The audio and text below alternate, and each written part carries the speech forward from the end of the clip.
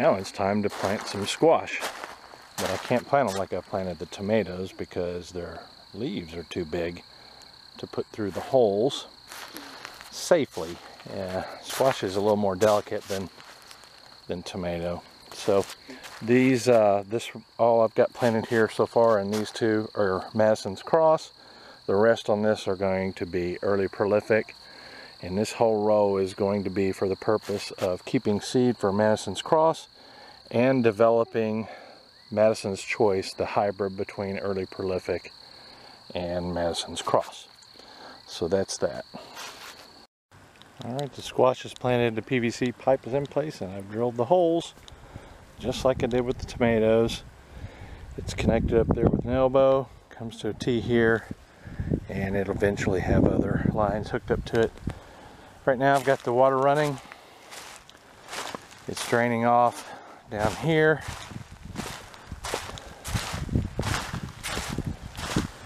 And just like before, I'm letting it run off some to create, to remove any PVC drilled. We'll need to cut the pressure down on that. I'll do that and then bring it back. There we go, capped. And I'll check the streams like I did before and run the bit through any holes that may not be working well. But so, I can't remember if I mentioned this already, but the 9 from this end headed back towards the greenhouse. The first 9 are early prolific, and the remaining 16 are Madison's Cross. Seems to be easier to just roll it out,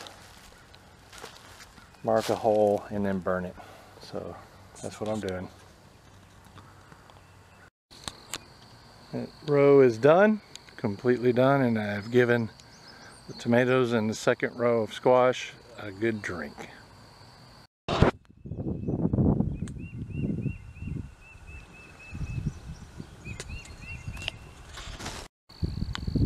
I'm ready to start the fabric here. It's a 12-foot piece for the vining butternuts and melons, and I'm going to give them a little bit more room. I also finished the extension pipe here. Well, it's almost finished. I got to cut it back to where it meets the shade cloth so I can mow around it. Put all the butternuts over here and the melons over here. I had a couple more spaces, so I put some Madison's Cross in the middle. Now I gotta plant them, and the way I'm gonna do this, I'm gonna roll this over, heat gun it where the hole is, then roll it back, plant, and then cover. So that's my plan for this. As you can see, the water's running. I have finished drilling the holes in the pipe after I dug all the holes, the planting holes, and that was a bear. That's 50 holes right there. I did that all in a couple, 3 hours. Takes a little bit of effort, but so I need to go back through here. You can see here that this is a split stream, and it's got a little bit going on with it, so we'll get this in here. Yeah, there you go. See, that's what I'm going to do on the whole thing, and then we'll start to cover it. It's coming along. With the house water on full open, I adjusted the valve to where I wanted the stream to come out here. And we'll run down here and take a look just so you can see that the water is pretty much evenly distributed. If it's not really close, I mean it's still really good. I'm up here at the tomatoes. It's high. I hope you can see that water stream in here. I'm trying to show you that there, hopefully you can see that. I can. That it's watering evenly pretty much on the whole thing, which is exactly what I want. Here's a good example of the squash, just right next to the tomatoes. And it's coming down. In fact, I might need to push that PVC pipe back some. So yeah, pleased with this. Looks like it's going to water evenly for me.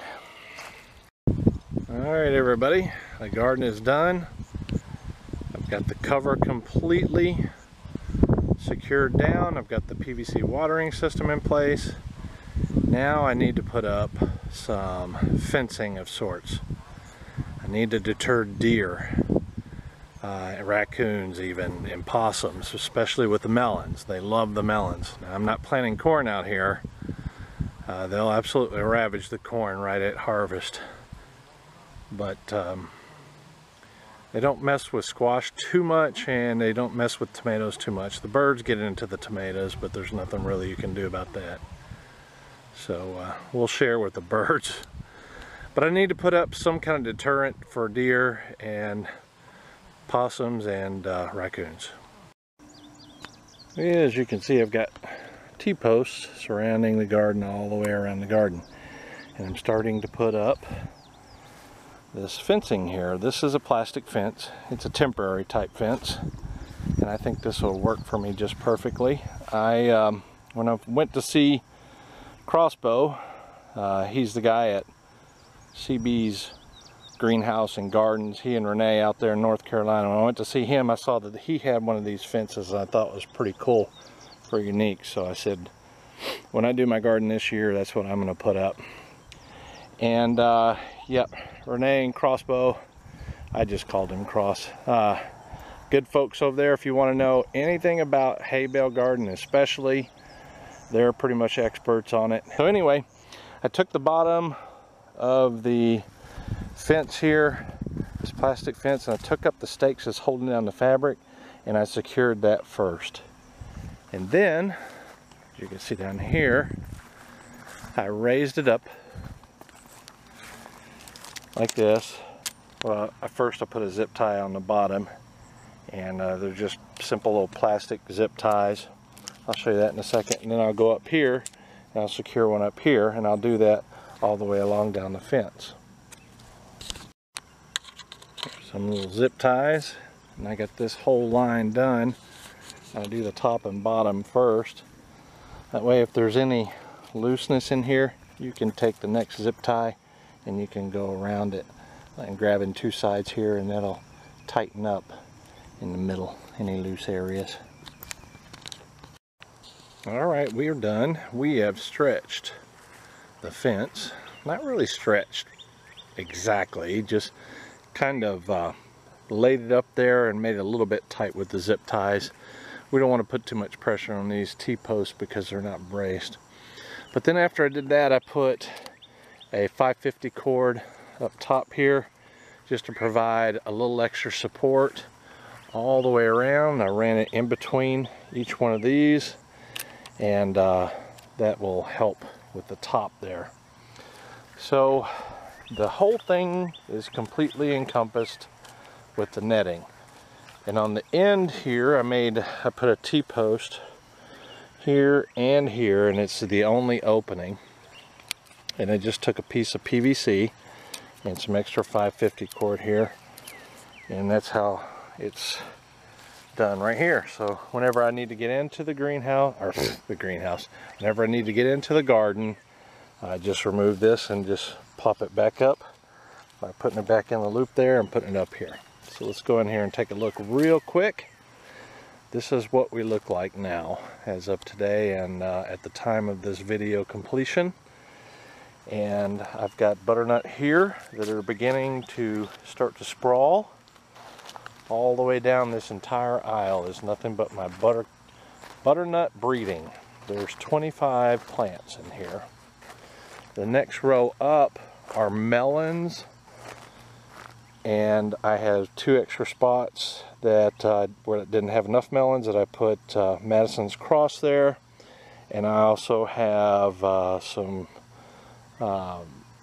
other butternut, a different type of butternut that I'm going to use in the cross, in those 2 spots there. So let's see, I've already gone over the different kinds of melons, and they have some unusual names, so there's no point in going over those again. But if you want to look at the previous video what I was planting in 2018, that'll cover it. Okay, back here on this row we've got 2 eggplants, a couple different okra here. These are peppers of my breeding. These 4, there's actually 2 in each one of these locate each one of these holes, and you can see some grass is already starting to grow.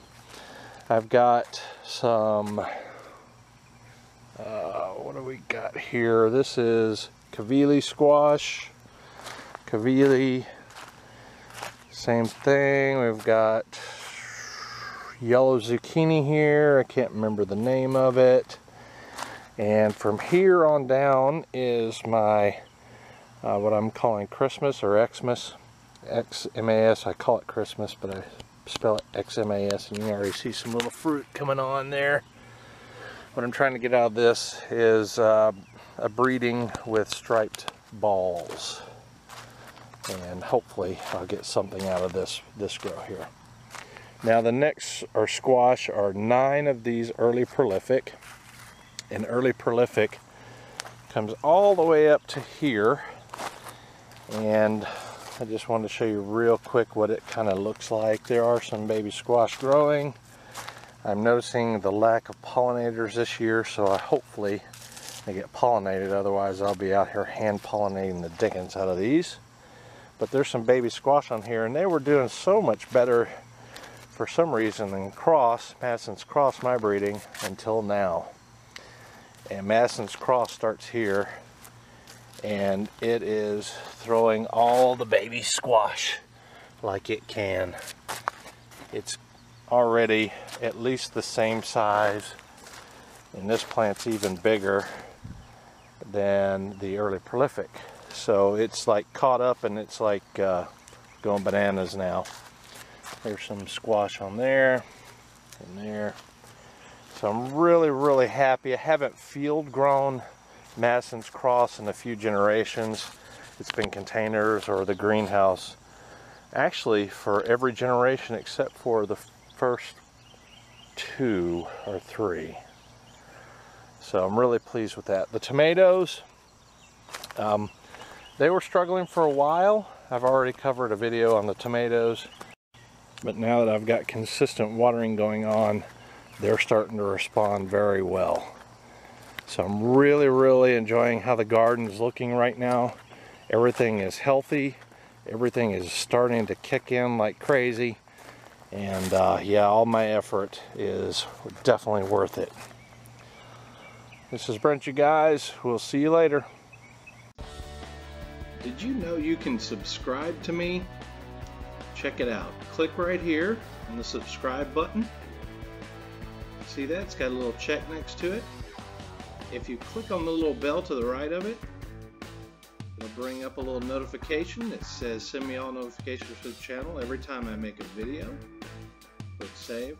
You'll get an email notification that I have made a new video. This is for those who don't know. Thanks for watching. You guys take care.